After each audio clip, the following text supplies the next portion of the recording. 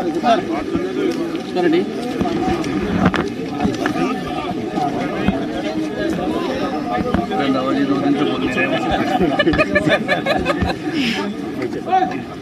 Sir बहुत सारी बातें आपने अंदर कही और अनुशासन की बात भी खासतौर पर की, प्रस्ताव पास हुए हैं सर पे।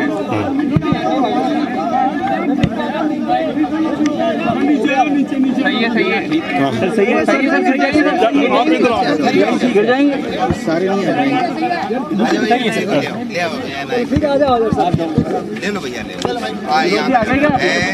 सर। आज कुछ प्रस्ताव पास हुए हैं, आप लोगों ने अधिवेशन के जरिए प्रस्ताव पास किए हैं।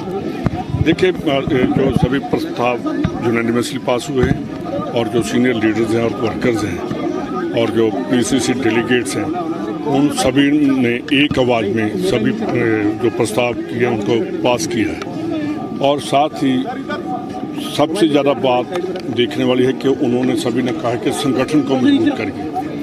और हर जो वक्ता बोला है उसने कहा कि संगठन मजबूत होगा तो कांग्रेस मजबूत है, संगठन मजबूत होगा तो कांग्रेस वापस आएगी। और सबसे ज़्यादा बड़ी बात तो उन्होंने कही कि जो राहुल जी की यात्रा है उसमें हर कांग्रेसी ने जन जन ने वहाँ उसमें हिस्सा लिया, उनका भी हमने एक प्रस्ताव लाकर धन्यवाद किया।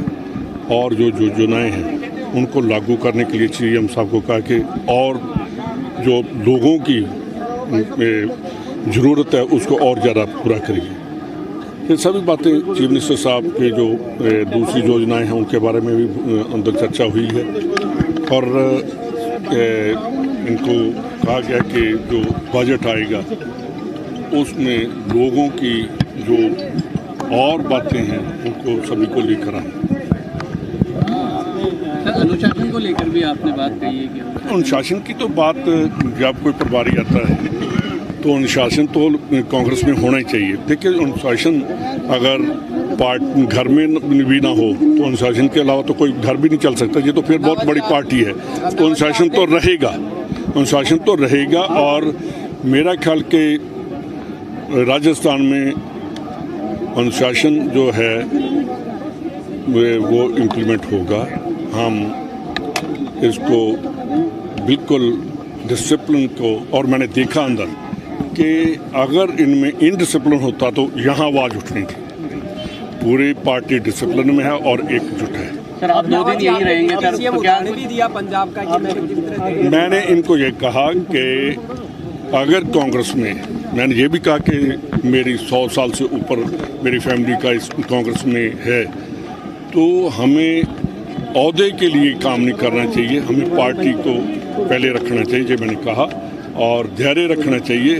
पार्टी सम्मान जरूर देती है अगर जो पार्टी का सिंसियरली काम करता है। सर आप एमएलए से भी मुलाकात करेंगे? 2 दिन यहाँ पर हैं अलग अलग। देखिए, मैंने अभी जितने भी पीसीसी डेलीगेट हैं उनमें एमएलए भी हैं, उनमें एक्स एमएलए भी हैं, उनमें एक्स प्रेसिडेंट है, सभी से बात कर। सर जिलाध्यक्ष कब तक बन जाएंगे? बाकी बचे दिनों 26 तारीख तक की उम्मीद है। बिल्कुल, ये मेरे ख्याल के जल्दी कर देंगे। अभी मैंने 2 साल, देखिए मेरे को तो अभी 20 दिन हुए हैं प्रभारी बने, तो मैं 2 साल की बात को नहीं करूँगा और मैं बहुत जल्दी इसको कंप्लीट कर दूँ। लगातार कह रहे हैं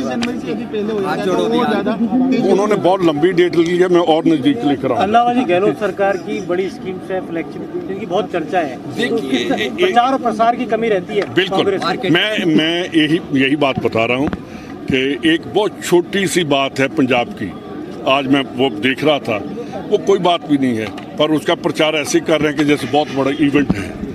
जहाँ राजस्थान में मैंने सीएम साहब से बात की है कि प्रचार जो हमें होना चाहिए था हमारे लिए, वो प्रचार की कमी है। जो मीडिया में जाना चाहिए था वो कमी है। हम मार्केटिंग नहीं, मैं कहूँगा कि हमने जो काम किया है वो पब्लिक में लेकर जाएंगे और लोगों को बताएंगे कि हमने जो गवर्नमेंट ऑफ इंडिया झूठ बोल रही है उससे ज़्यादा राजस्थान में काम हुआ है। जो योजनाएं वो नहीं कर सके वो योजना गहलोत गवर्नमेंट ने राजस्थान में की है। आपकी मार्केटिंग अच्छी है, कांग्रेस की कहीं कमी रहती है? नहीं, मार्केटिंग नहीं कहना चाहिए। मार्केटिंग जो दिल्ली वाले करते हैं और आम आदमी पार्टी करती है। हम मार्केटिंग नहीं करते, हम लोगों में जाते हैं और लोगों को जो स्कीम है उनको बताएंगे और जो और हैं जो हम दे रहे हैं वो भी उनके पास जाएंगे।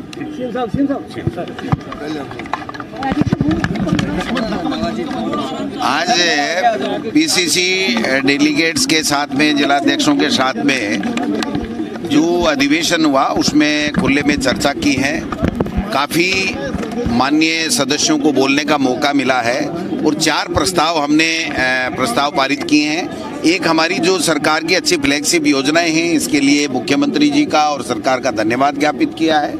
दूसरी, हमने केंद्र सरकार की जो विफलताएं हैं, बेरोजगारी है, महंगाई है, जो किसानों के प्रति उनका जो रवैया है, उसके लिए हमने उनके खिलाफ निंदा प्रस्ताव पारित किया है। तीसरा, भारत जोड़ो यात्रा जो ऐतिहासिक सफल रही और लोगों में जो उत्साह का संचार हुआ राहुल गांधी जी के यात्रा के दौरान, और उन्होंने जो तसल्ली से लोगों की, बड़े बुजुर्ग, छोटे, महिलाएं, सब लोगों की, सब वर्गों की बात जो उन्होंने सुनी है, मैं समझता हूं उसके लिए भी उनका धन्यवाद दिया गया, क्योंकि इससे कांग्रेस पार्टी को बहुत बड़ा लाभ मिला और आम जन में कांग्रेस की और कांग्रेस की आइडियोलॉजी और हमारे नेता के प्रति बहुत बड़ा जो है वो एक संदेश सकारात्मक गया है। चौथा, हमने जो हमें फीडबैक मिले, अब तक जो फीडबैक मिले उसके आधार के ऊपर हमने सरकार को प्रस्ताव पारित करके सुझाव दिए हैं कि इस तरीके से लोगों की जो आशा और अपेक्षाएं हैं उसके ऊपर सरकार जब बजट बनाए तो इसको पूरी तरीके से ध्यान में रखे। तो हमने जो डेट भी डिक्लेयर कर दिया और जो 28 तारीख को, प्रत्येक महीने की 28 तारीख को 15 किलोमीटर हर नेता, हर पदाधिकारी पैदल 15 किलोमीटर चलेगा, जनता के बीच में सुनवाई करेगा, जन सुनवाई करेगा, सरकार की योजनाओं के बारे में, उसको कैसे लाभ ज़्यादा से ज़्यादा मिले वो बात करेगा। इन सब चीज़ों के लिए हमने 28 तारीख, प्रत्येक महीने की 28 तारीख का ऐलान किया है। अधिवेशन बहुत ही शानदार हुआ। मैं प्रदेश कांग्रेस अध्यक्ष जी को बधाई देना चाहूँगा कि यही परंपरा जो काम की गई है, जिसकी ज़रूरत है, क्योंकि जो डेलीगेट बनते हैं उनको अपनी बात कहने का मौका मिलता है। ये अधिवेशन कांग्रेस के संविधान के अंतर्गत भी है। आज की जो ये प्रोग्राम रखा गया उससे कई मैसेज आएंगे, क्योंकि बजट आने वाला है। तो जो भावना प्रकट की है डेलीगेट ने, प्रदेश कांग्रेस कमेटी ने प्रस्ताव पारित करवाए हैं, वो भी हमारे लिए सुझाव हो गए, पब्लिक की तरह ही आधार हो गया बजट के बनाने का भी।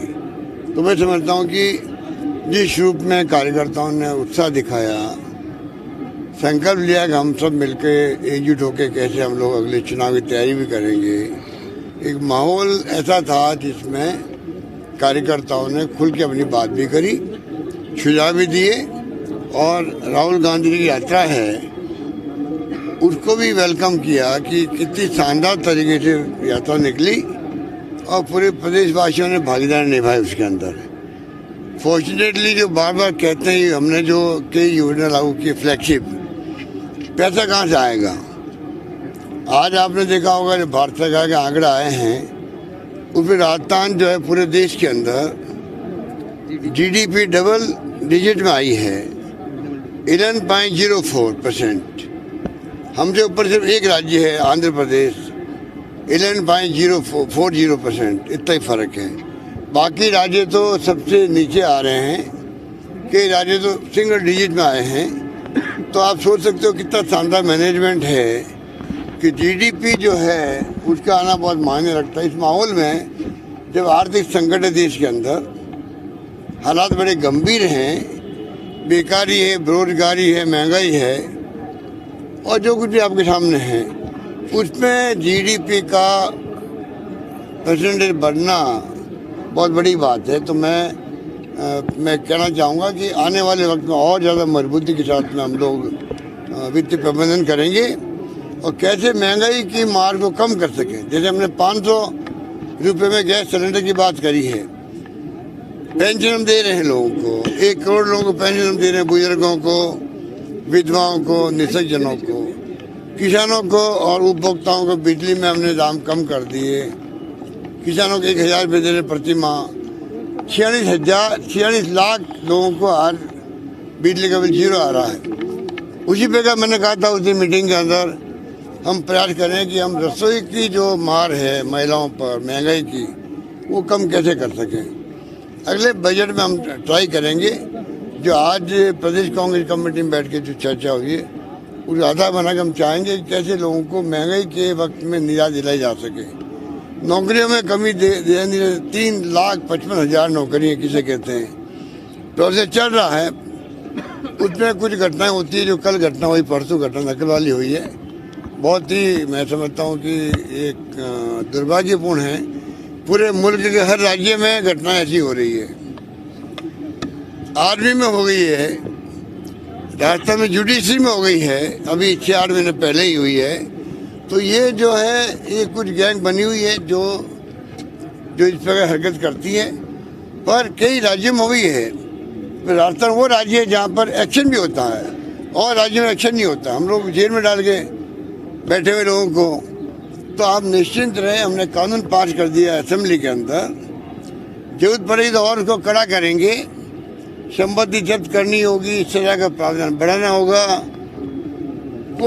कोई कमी नहीं रखेंगे। पर बच्चों का जो फ्यूचर है, इतने उत्साह से वो लोग आते हैं पढ़ाई करके, एग्जाम की तैयारी करते हैं और फिर ऐसी घटना हो जाती है। ऐसा समय है, न्याय मिले सबको, ये हमने सुनिश्चित किया। सर, सीबीआई जांच की मांग कर रहे हैं, पेपर लीक में एक बार हो जाए।